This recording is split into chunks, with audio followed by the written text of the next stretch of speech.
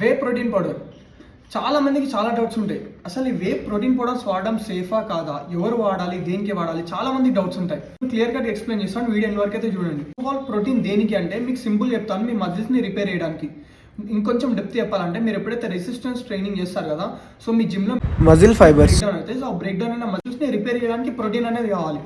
Okay, మనం అందుకే simple గా మజిల్ రిపేర్ కోసం అని చెప్తాం. ప్రోటీన్ ఎవరు వాడొచ్చు, ఎవరు వాడకూడదు. ప్రోటీన్ ఎవరైనా వాడొచ్చు, బట్ కొంతమందికి కిడ్నీ రిలేటెడ్ ఇష్యూస్ ఉంటాయి కాబట్టి better consult doctor and nephrologist ఎవరైనా కన్సల్ట్ అవ్వండి. సో వాళ్ళు మీకు సజెస్ట్ చేస్తారు తీసుకోవాలా వద్దా అని చెప్పి, ఎలాంటి ప్రోటీన్ వాడాలని చెప్తాం. బ్లైండ్ గా కూడా మీకు ఇంటర్నల్ ఏమైనా ప్రాబ్లమ్స్ ఉన్నా బ్లైండ్ గా కూడా ఏ ప్రోటీన్ పౌడర్ తీసుకోకండి, better consult doctor. And per day ఎన్ని గ్రామ్స్ ఆఫ్ ప్రోటీన్ కన్సూమ్ చేయాలని కూడా డౌట్ ఉంటుంది కదా.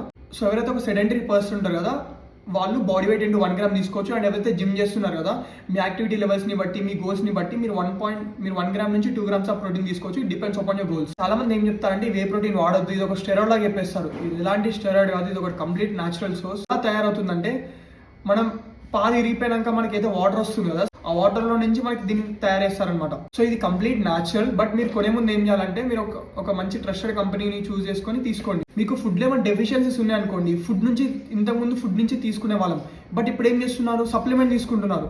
సో ఇది కూడా వన్ కైండ్ ఆఫ్ సప్లిమెంట్ లాగా మాత్రమే. ఇది అందరూ వాడాలని రూల్ ఏం లేదు.